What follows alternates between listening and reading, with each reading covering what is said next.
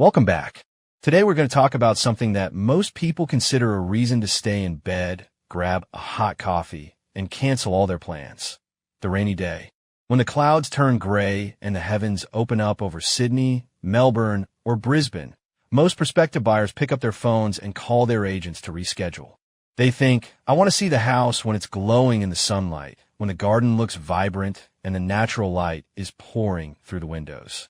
But I'm here to tell you that if you do that, you are making a massive, potentially multi-$1,000 mistake. In fact, if you see a storm warning on the news, you shouldn't be canceling your inspection. You should be putting on your gumboots and grabbing your umbrella. Why? Because a rainy day is the only time a house truly confesses its sins. Sunlight hides flaws. Rain exposes them. Today, we are going to deep dive into why the wet weather is your best friend during a property inspection and exactly what you need to look for to ensure you aren't buying a lemon. Part 1. The roof, your first line of defense. Let's start from the top. When you arrive at a house, not an apartment, we'll get to those in a bit, the very first thing you need to do is look up. The roof is the most critical shield for any property, and under a clear sky, even a failing roof looks fine. But under a heavy downpour, the truth comes out. If the property has an older tile roof, you need to be particularly vigilant. Over time, terracotta or concrete tiles can crack or shift. In the dry season, you might never notice a small hairline fracture. But during the rainy season, that crack becomes a highway for water to enter the ceiling cavity. If it's a metal or a tin roof, don't think you're in the clear. While metal roofs are durable, they have their own specific hotspots for leaks.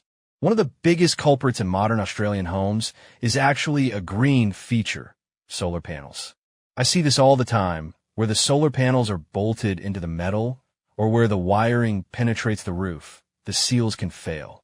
The junction where the metal sheets meet the walls or other structural elements is another high-risk area. While you're inside the house, don't just look at the floor. Look at the corners of the ceiling. Are there damp patches forming? Is there a faint discoloration that wasn't there when it was sunny?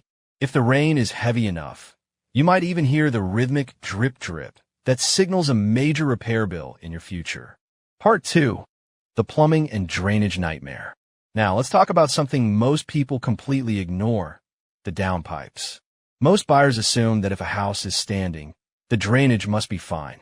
But drainage is a numbers game. Every roof has a specific surface area that collects a certain volume of water. To handle a tropical downpour or a sudden flash flood, you need a specific number of downpipes. I've seen houses where, for aesthetic reasons or poor planning, there are only 8 downpipes when there really should be 10. On a day with light drizzle, those 8 pipes work perfectly. But when the big one hits, the water simply can't drain fast enough. It backs up, and that's when you get problems. What to look for? The gutter overflow. Stand outside, yes, in the rain, and look at the gutters. Is the water flowing neatly into the downpipes? Or is it cascading over the edge like a waterfall? The tree trap. If the house is surrounded by beautiful, large trees, check the gutters for blockages. Leaves and debris can easily clog the system. If the water can't get to the downpipe because of a leaf dam, it will overflow. In severe cases, this leads to water backflow, where the water actually pushes back into the eaves of the house and starts rotting the internal timber. Part 3. The moisture factor and the finger test. This is a tip for the experienced buyers. If you're serious about property, I highly recommend buying a moisture meter. You can get them at most hardware stores. In a rainy day inspection, take it with you. Check the internal walls, especially the ones that sit against the outside of the building. If you don't have a meter, use your hands. Run your fingers along the baseboards and the inner side of the walls. Does it feel cold and clammy? Or, even worse, does the plaster feel slightly soft or mushy? Many older Australian homes were built without a proper damp-proof course, which is a moisture barrier.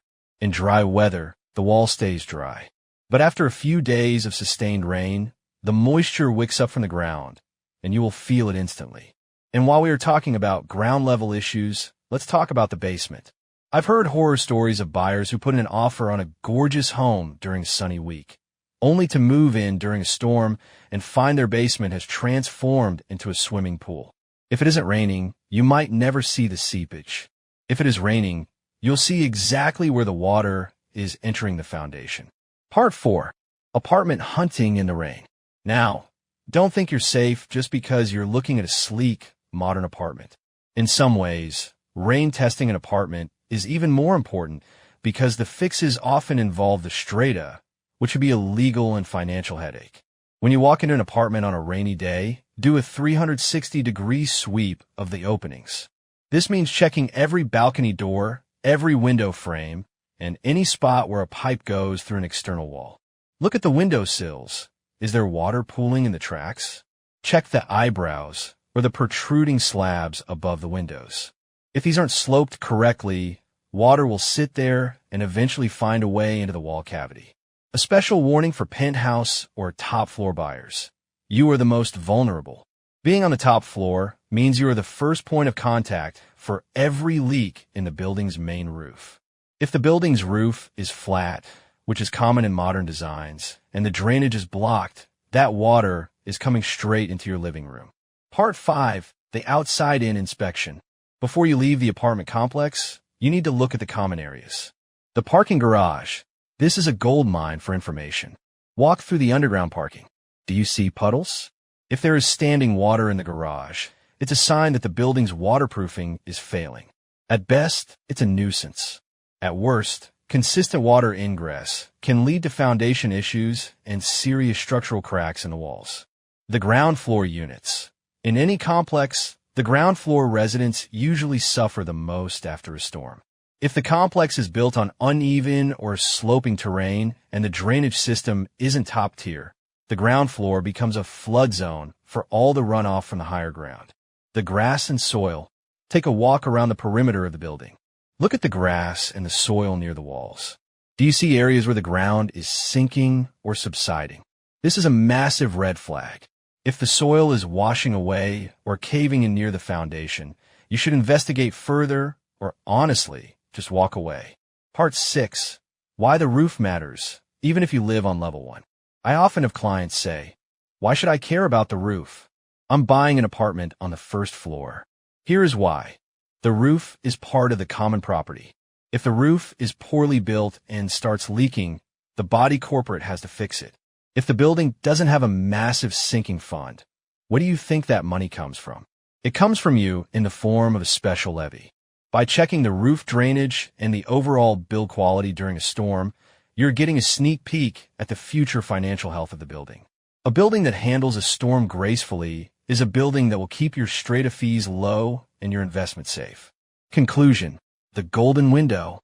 The best time to see a property is when the rain has been falling for a few days. That is when the ground is saturated, the gutters are full, and the hidden leaks finally manifest. The heavier the rain, the better the data. So, next time your phone pings with a weather alert for a East Coast low or a massive thunderstorm, don't cancel your Saturday inspections. Put on your raincoat and go. If the house stays bone dry and the air feels fresh even in a deluge, you've found a winner. If the basement is a pond and the walls are weeping, you've just saved yourself from a lifetime of debt and dampness. Your next step? Check your weather app for the next week. If rain is forecast, look up some open for inspection times in your target suburb. Don't call the agent to ask if it's still on. Just show up. While you're there, look specifically at those solar panel seals and the number of downpipes we discussed. Thanks for listening. If you found this helpful, hit that subscribe button, and I'll catch you in the next video.